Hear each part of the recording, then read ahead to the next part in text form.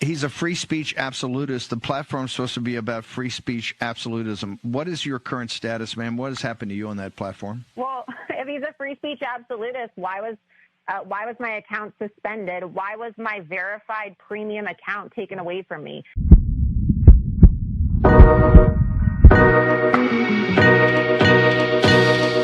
It would almost seem like if Laura Loomer, well, she might have been onto something, because the complaint that she was making saying that her free speech was being taken away on X. Well, if he's a free speech absolutist, why was my account suspended? Why was my verified premium account taken away from me?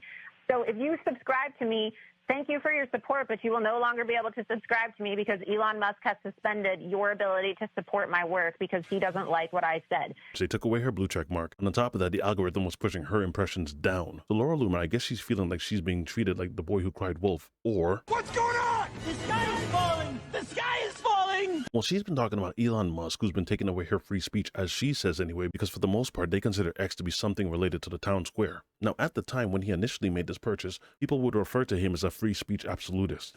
He's a free speech absolutist. The platform's supposed to be about free speech absolutism. What is your current status, ma'am? What has happened to you on that platform? In short, and especially for journalists, X is going to become one of those spaces that the old Twitter was not going to allow you to be. They weren't going to censor you. They weren't going to hold back anything you say. It's going to basically become the Wild West. It's a bold strategy, Cotton. Let's see if it pays off for him. If you've been on X recently, good Lord. I don't want LaQuisha James. They have that like comes up pilot voice. and she's just like, "Hi, ladies and gentlemen, pray for me." Don't read him nothing, HT. Tell that fucking nigga to go find it himself. Hey, Myron, you're in a hostile And I'm not area, scared bro. to have conversations with you guys because I'm not a pussy. Okay, So well, you're gonna have to either kick you're not me gonna out have a or whatever. Black men are like most likely to fuck retard. other black men, you fucking black. Listen, LDS, they've already figured it out. They have polygamy for a fucking real reason because they're going to repopulate their own fucking states. They'll continue to do that. At the end of the day, none of that would matter if we didn't on, have man. all of these. If we didn't I have just all let these him- not, if we didn't Okay. have all of these, bro, if we didn't have all of these nons in here, if we actually were a white society, we wouldn't need polygamy or anything like that. We would just breed like a normal country. People were almost at the point where they were praising Elon because he almost gave the right something they felt like they didn't have for a long time. A voice. But all the while this is going on, in the background, while most people on X are celebrating their new ability to just say as you please, in the background there's this looming complaint that no one is really paying attention to, stating that Elon is not who he says he is. This group of people were probably paying attention to the fact that there were some things going on X, like it did not really support free speech after all. If you remember, when he initially bought Twitter, it wasn't X at the time, he started off by saying that he wants free speech to be absolutely free for everyone. And a good sign as to whether there is free speech is someone you don't like allowed to say something you don't like. And if that is the case, then we have free speech. And it's damn annoying when someone you don't like says something you don't like.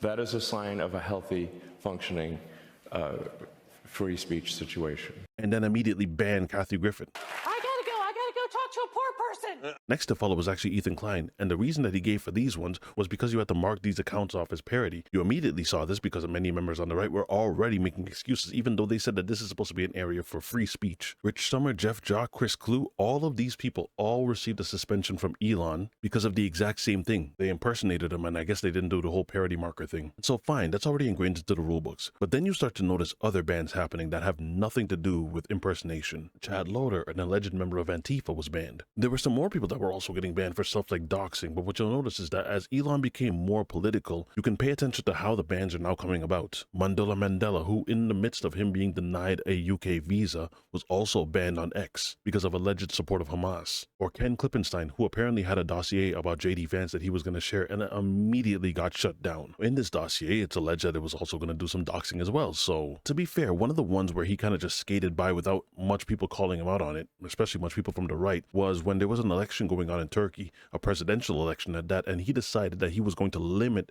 the tweets of one of the parties. And now with all of that said, that brings us to Laura Loomer, and Laura Loomer's reason is simply one: the H-1B visas. She and many others decided that they were going to speak up about the matter because one thing that Donald Trump especially ran on was this one concept: America first. During every single day of the Trump administration, I will very simply put America first.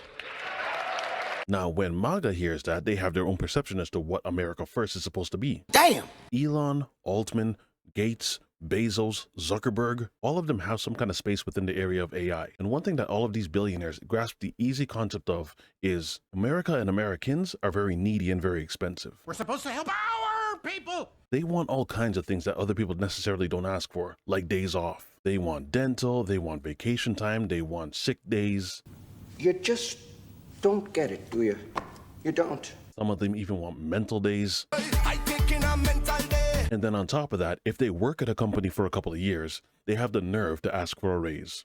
Denied? How dare you, right? Now, the way you escape from all of that is you just take away any regulation around H-1B visas. Now, how, oh how, are you going to convince a president who's already said he doesn't like H-1B visas, who said that they should be done away with? How are you going to change his mind on all that? Same way you do with everything else. You dash $1 million at an inauguration, you could have a front row seat. You dash several $1 million at a campaign, all of a sudden the president feels the need to want to answer your phone call. And if you dash a whole lot of money, he might even consider giving you an office really close to his. That is, unless Susan Wiles has something to say about it.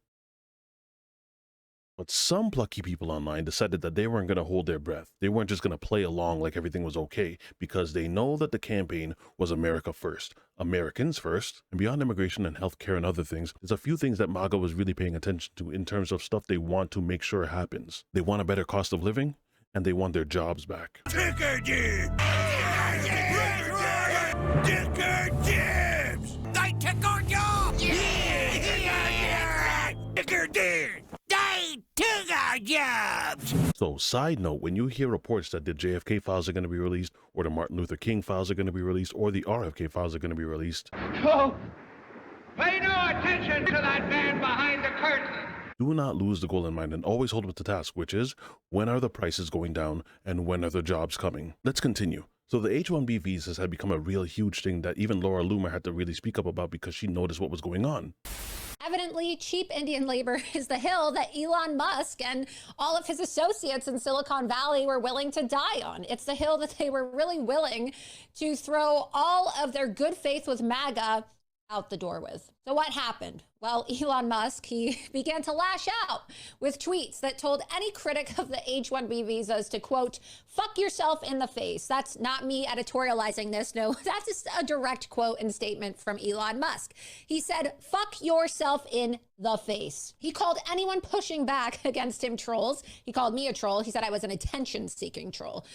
He liked tweets that liken the American people to retards, quote, those are his words, not mine. And he also amplified tweets in which other people, the Elon reply guys, were calling Americans retards, somehow incapable of staffing these tech jobs, you know, because we're just, we don't have our own culture, according to Vivek Ramaswamy. You know, we're just a bunch of dumb white crackers, according to Vivek Ramaswamy. And, you know, white people just aren't smart enough, according to Vivek Ramaswamy. He argued that anyone not in favor of taking in unlimited amounts of Indians actually wanted China to win, and he called the critics of H-1B visas to be purged from the Republican Party. He said these contemptible fools need to be purged. Even to the point where people were basically calling Elon anti-American, especially in light of the fact that he basically reiterated what Vivek said, that the reason that these jobs don't go to Americans is because they're dumb and they're lazy. Oh, shit! I'm paraphrasing, but those are basically Vivek's words. Elon even echoed the exact same statement, even to the point of telling people that if you really need school, you've basically lost already. And regardless of what Steve Bannon may say, he hasn't changed his mind on this concept. So Laura Loomer speaks up and has her blue check mark removed, her subscriptions going down. Now, all of these were just allegations until she provided some analytics. Now, here's where things actually got a little bit crazy, because you could see her verified followers, and then you could see the massive drop in the impressions, engagement rate, engagements, profile visits, replies, and then look at this one. The likes, reposts, bookmarks, and shares all down to the point of about 70 to 80% each. Maybe, just maybe, not all conspiracy is actually conspiracy. Now he's a philosophizer. Because after you read the conversation thread, you realize that it's almost like they hit a soft spot for Elon. Kinda like they hurt his feelings, so there was some retaliation involved. There is another word for it, called being petty. So what's your opinion on the whole matter? Because it almost seems like Laura Loomer might have a point with her stats that she put out there. In your true opinion, free speech absolutist or overly sensitive? Whatever your thoughts are, leave them in the comment section. If you guys enjoyed this video, don't forget to drop a like, and I will see you again on the next one. Be easy, y'all. White people just aren't smart enough, according to Vivek Ramaswamy. He argued that anyone not in favor of taking in unlimited amounts of Indians actually wanted China to win